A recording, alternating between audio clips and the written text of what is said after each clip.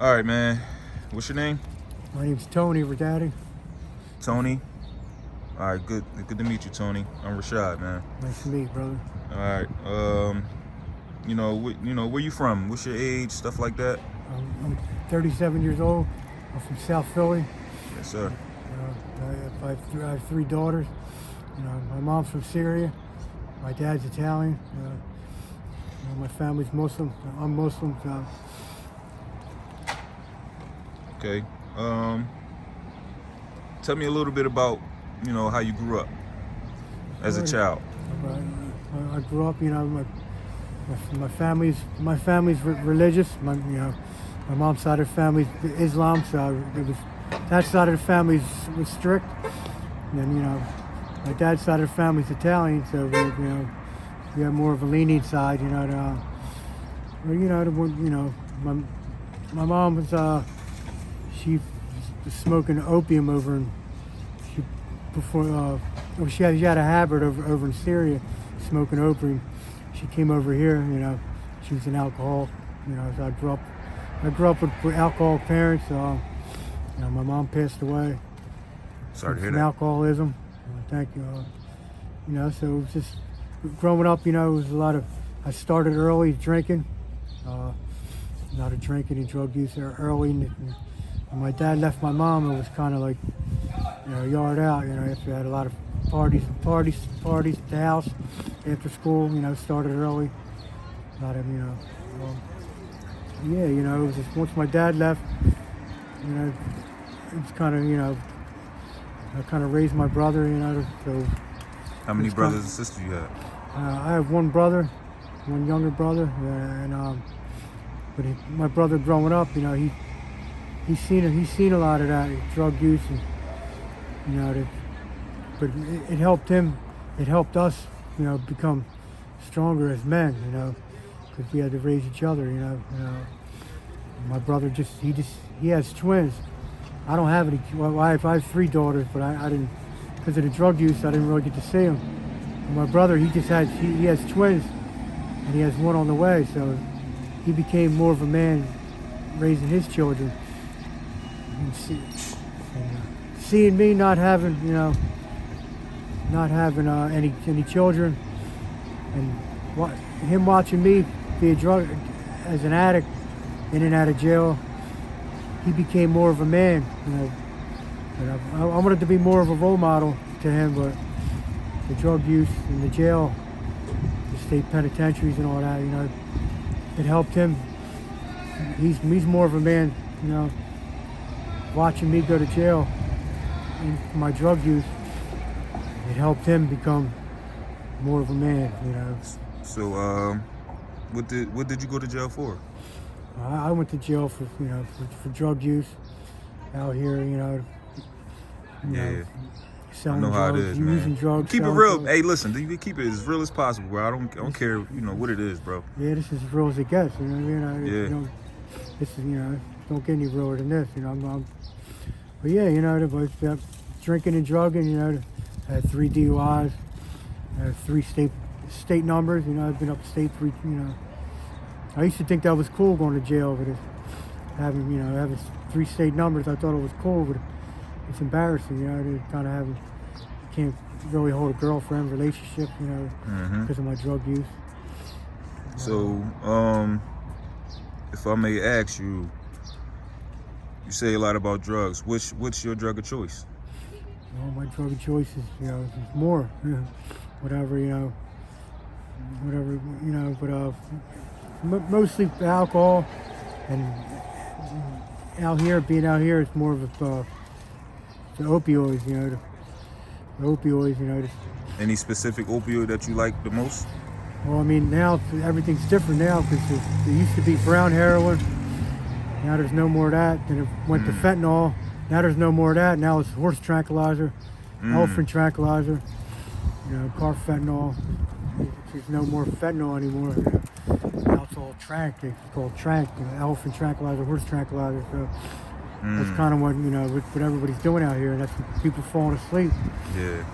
You see people out here, their body's more of they do the meth now. That's big because they want to stay awake because the tranks may put them to sleep. Mm-hmm. So their body's like a chemical reaction. So that's why you see, I call it the Kensington yoga, where you see them dipping and doing all kinds of, The Kensington yoga? Yeah, it's real, man. You know, this is. Yeah, that's real, true. You know, but yeah, you know, out here, you know, out here being out here in Kensington, we're out here in Kensington, Philadelphia. You know,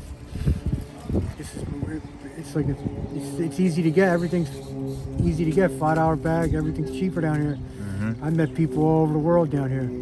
Right. You know, people come down here because it's an epidemic down here. It's easy to get. Exactly. Everything's cheap down here. You can So,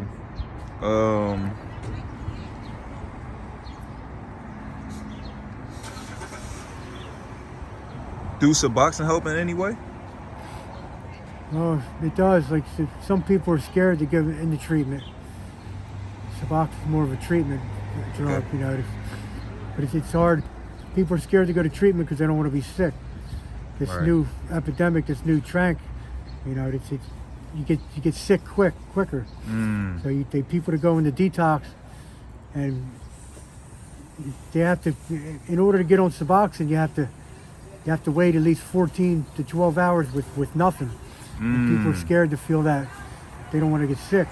So that's the main issue of trying to get clean then. Like people wanna they wanna get clean, but they scared to go through the pain of the detoxing The sickness, and the withdrawal symptoms. And Suboxone will do no justice right now, you know.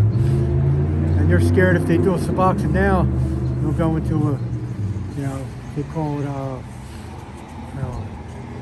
they call it like you'll get sick. You know, you'll get sick real quick if you take a Suboxone right after you do, you know, the trank or whatever.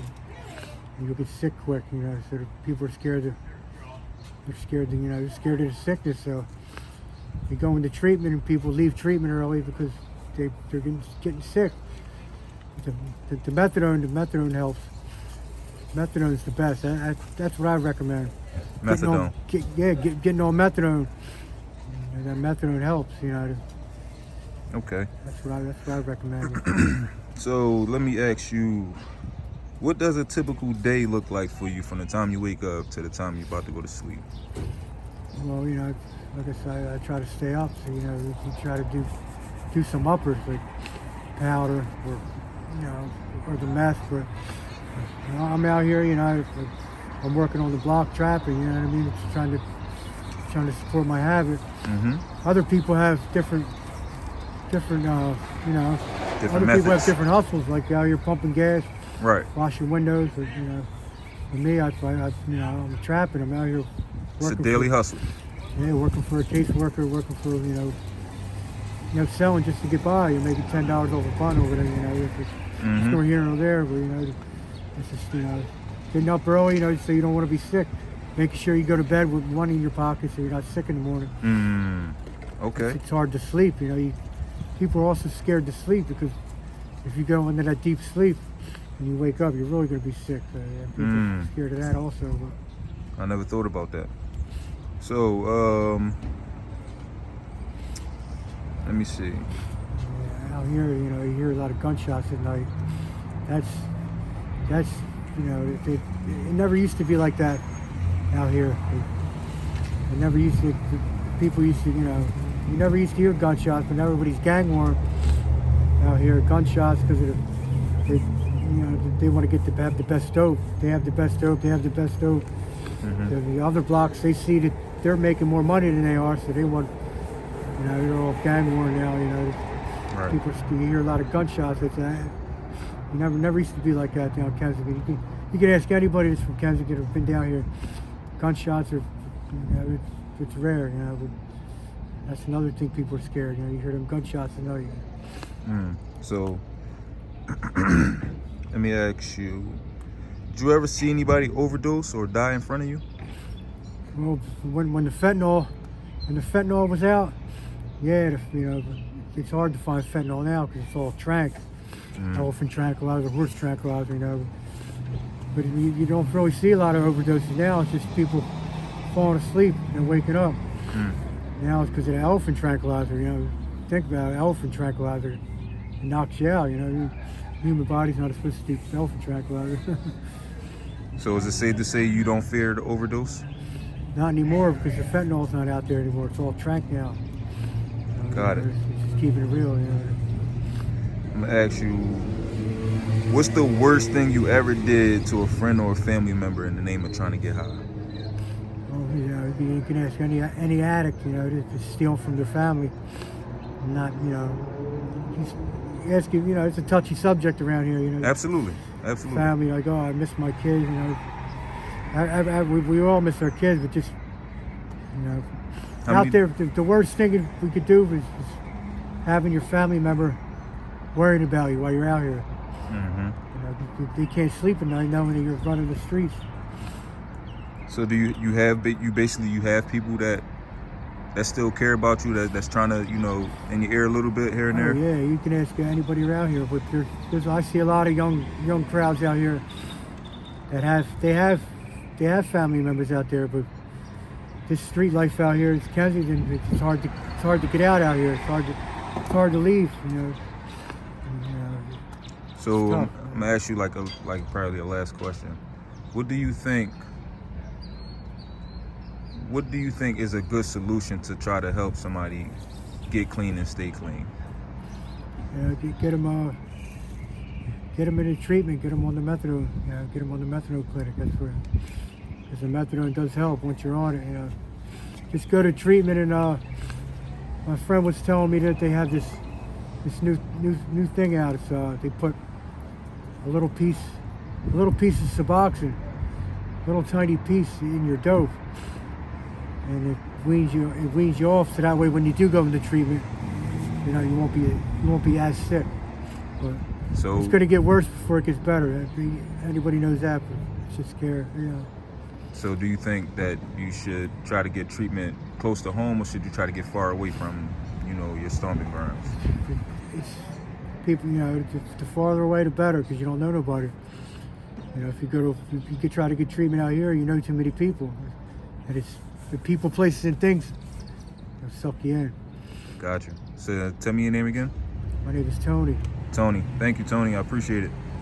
Assalamu alaikum.